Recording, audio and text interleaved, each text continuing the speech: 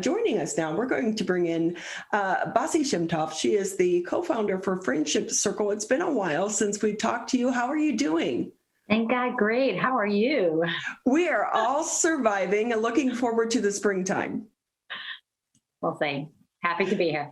What's the latest with the Friendship Circle? I feel like you guys have so many programs going on. How do you keep up with things? Thank God it's just been amazing. Our staff have literally not stopped. COVID and not COVID. It's just, what do we have to do? And let's figure another unique way to do it. It has been a year for creativity. Yep, that's for sure. So can we start off with the Soul Café? Is it going to be reopening soon? Well, we just opened last week, and it's been an amazing beginning, amazing restart, full house. In fact, with the difficulty of getting staff, it's been hard, but we have lines out the door to come into the restaurant. So it's been just a joy and a really great energy. What is so nice about that for people who aren't familiar with the Soul Cafe is you guys have a unique background, but it really is about trying to support local. So fill us in on the cafe. What makes it different? Yeah, that's a great question. And I love to really focus on the fact of, imagine walking into a place where, yes, you want great, fresh, healthy, awesome food. And the backdrop is just beautiful. It's a great, modern, open, clean look. Most importantly, what you get from Soul Cafe is walking into a space where you just feel that unconditional love. You feel that happy place. So you come in here and you have young adults with special needs that just see good. They're not there critically judging you, how you look and how you're thinking and what your opinion is. If you're a good person, they feel that energy and they're just there with you. So they're there helping in the background, being the barista, serving, clearing, preparing in the back of the kitchen. We have an all-day breakfast menu, a lunch menu, of course. So we're open from 9 to 3 with just delicious fresh food, brick fire oven, pizza oven, which people are loving, the fresh salads, Impossible Burger, avocado toast, one of a kind. So the food is just great, and the energy and the space of just being surrounded with that has been very special. How do you come up with the menu? The entire team has worked on it for a few months while we were closed, and did a lot of tastings, and we brought in our community to do tastings. So we really have added quite a few of new dishes and perfected some of the old ones. So that it's really just springy, summery, and delicious. Bassie Shemtov with us here on the MegaCast. She's the co-founder for the Friendship Circle, and we're talking about Soul Cafe. How much support have you had from the local community throughout the pandemic? So that's interesting, because we're actually trying even harder now to focus on the local community, just within even our 3-mile radius, to let people know that we're there. So we're on Drake and Walnut, and it's not like we're on Orchard Lake or in Birmingham, so it's really letting people know about us. And once they come, we've had lots of new people that we've never seen before. So it's really exciting. And once people come in, they're hooked, but they just have to find out about us and know that we're there. Because it can be, you don't expect to see a restaurant there. I know there's the CVS or Walgreens that's right there on the corner. So you guys are kind of around the corner to the back. It could be easy to miss. Totally. But it really is. It's the hidden gem within the neighborhood. Yeah. Yeah. When people come, it's interesting. How often could you say that you feel an energy? You could feel it. So you had mentioned briefly about staffing. A struggle? It's crazy. A real struggle. And it's really sad. It's like people want to come, and we have postings everywhere. So if anybody is looking to work at a really cool place, this is the place.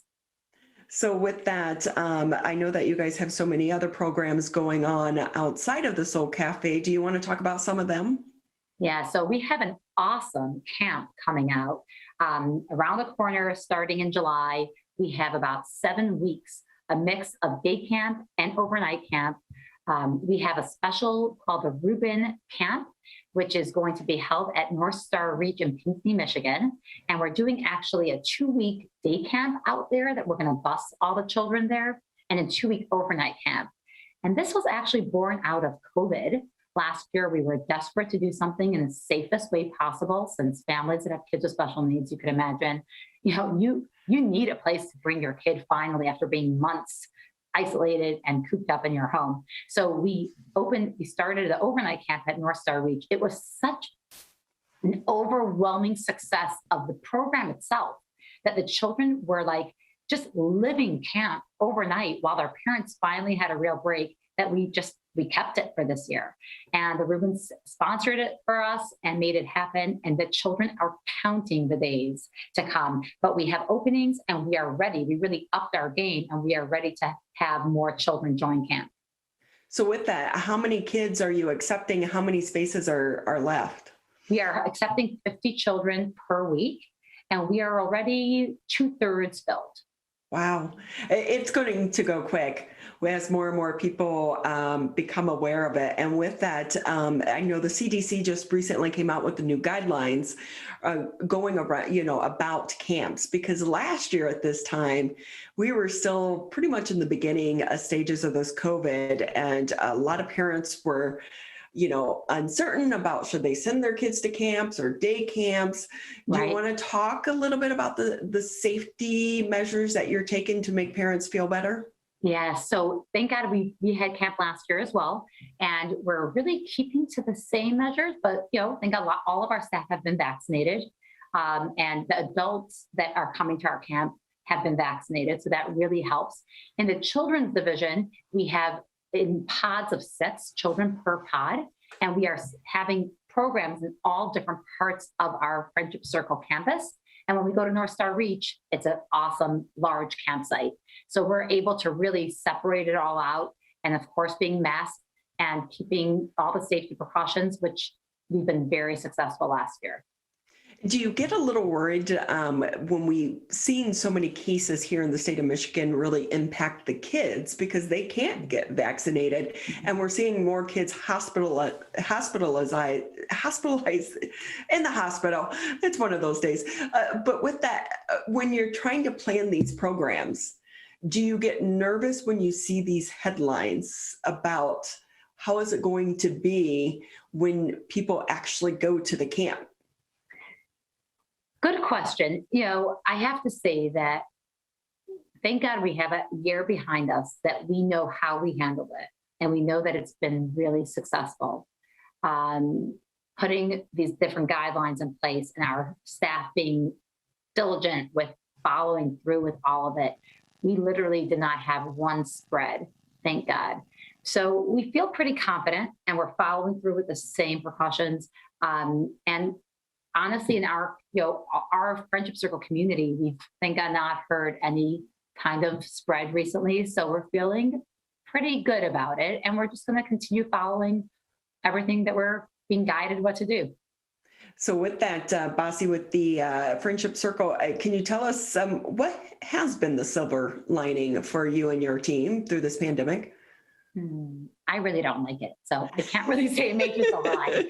But I can't begin to tell you how I've never felt so good about our staff as I do now. And that must mean that they are not only incredible, but wow, the feeling of team effort that each and every one of our staff truly feel like they feel like this place is theirs and their responsibility, their personal responsibility to be there for our children. So when you have 20, 30, 40 staff members all on the same goal, that's a pretty cool feeling. Yeah, it really is a community, and it brings you together. Yeah, it really does. It's very special. So we've seen so many organizations right now. We've all had to turn to Zoom and the internet. Anything that you guys started out of the pandemic or programs or a different way of doing things, do you think is going to stick around? Yeah, so our North Star Reach camp would never have happened without COVID. And that's going to stay. We have never had this level of communication with our staff because we were all via Zoom. Now, thank God we're back in person. But because of that, our staff we have way better communication, and we are going to be continuing that. And just the whole process of growth and continuing to do more and more has really come out of these days. And God willing, that those good things we plan on definitely continuing. Yeah, you think about the time that we used to spend driving to work or commuting to this meeting or that meeting.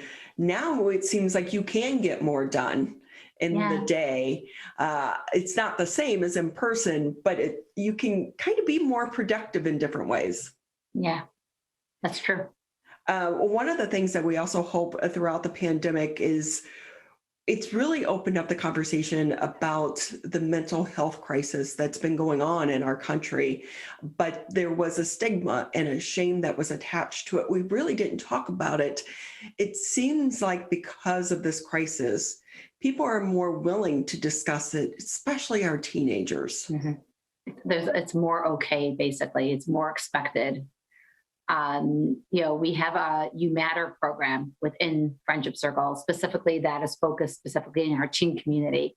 And throughout the entire pandemic, we've been having meetups, whether it was on Zoom and many in person, especially outdoors during the better weather time.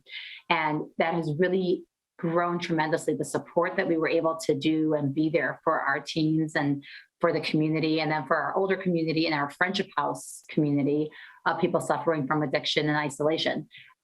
So thank God we've really been able to build those communities and be there for our community. So what are you hearing from some of the teenagers? Are they stressed right now? Say again? What have you been hearing from some of the teenagers? Are they extremely stressed right now? It's interesting. I feel like it runs the gamut. I mean, some are feeling okay about things, and others are definitely stressed. And I agree that because we just went through the pandemic, we have the teens that are more willing and comfortable to come forward and be there for their friends and be kind of more aware if they hear or feel anything. We've still been doing our Safe Talk training that has definitely been really important for as many people to be trained in that as possible, to be able to notice the different clues if somebody's struggling. So it's given us an opportunity to strengthen those departments. I know that for so many nonprofits, they rely on fundraising events to be able to help them with their bottom lines. That's been a difficult year. How are you guys doing in that arena? So thank God we're doing okay with a lot of work and kind of reaching out to different avenues. So for example, right when the pandemic started is when we kicked off our endowment campaign, and that had to come to a screeching halt, which was really sad because we were in a major plan, just the upcoming 5-6 months. But about 2 months ago, we restarted it. And we have really been reaching out and giving people the opportunity that might want to sponsor a scholarship for an endowment for a child to come to our programs, to our camps. That, obviously we have to charge something, and that still can be difficult for many families.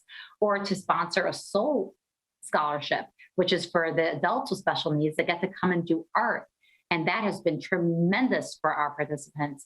So our endowment campaign is essential to help us do what we do indefinitely, and to, when there's struggling times, that we don't have to come down and not have the opportunity to give the scholarships needed.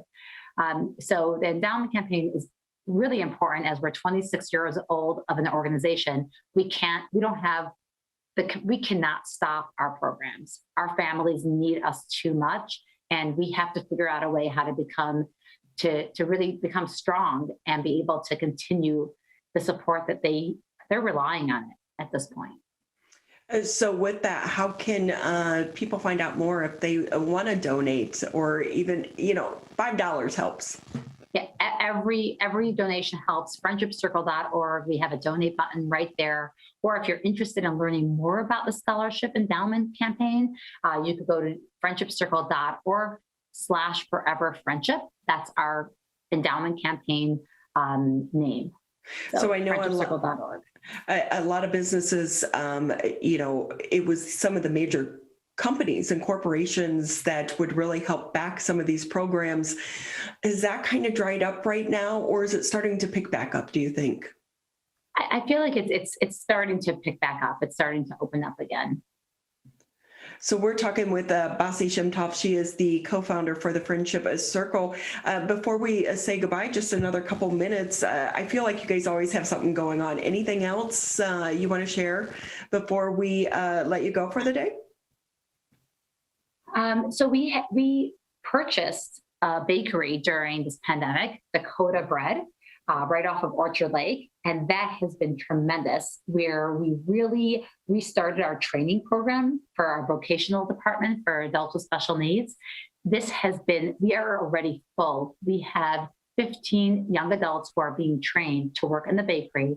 And like never before, the success in their growth of the training that we just started 3 months ago has been so solid. And we now have to sit down to figure out what other area in the bakery could we develop so we could bring in some more young adults who are anxious to get a job and get out there and build on their skills. So that has been a really exciting piece that has just happened over the last 3 months. And that is a really good location as well. Yeah. So what are the hours of operation there at Dakota Bread? At Dakota, it is 8 to 5. 8 to 5, and then Soul Café is just lunchtime or breakfast? Isn't that breakfast and lunch, 9 to 3. Okay. Two great organizations. And Dakota Bread, you guys started in the middle of a pandemic. Crazy. Crazy. Do you ever have, like, if we would have thought about it, you'd be like, what are we doing? Or you just jump in? It doesn't even sound normal, but thank God that has been a miracle, honestly, and a dream. Oh, well, we are so lucky to have your organization here in the community, helping support so many people. Bassie Shemtov with us here. She is the co-founder for the Friendship Circle. I know that you guys usually do the big walk. Is that going to be happening this year? August 29th. It's going to be a cool one this year. We're restructuring it. It's going to be a really awesome walk. Stay tuned. Well, that's great. We always see the signs throughout the community, so that alerts people that it's going to be going on. Thank you again. We always appreciate your time, and we wish you the best of luck. Again, anyone support them, go to Dakota Bread. It's right there on Orchard Lake, but also Soul Cafe. Check them out. And anyone who needs a job, please, they're hiring. Help support them, support our community. A lot of high school kids right now. School is going to be ending, college students. How many people are you trying to hire? Oh my gosh, it's a good question. It could be close to 10 is my guess. Wow. So you're at this point, you're like, we'll just take anyone, right? Yeah, anyone good. Yes. They've got to have our core values. That's vital. Thank you so much for having me. It's been great. It's been great having you, and we hope that continued support and continued success with all the work that you're doing here. Again, a Friendship Circle. To find out more, just go to friendshipcircle.org. Thank you again for your time. Thank you. Thanks so much.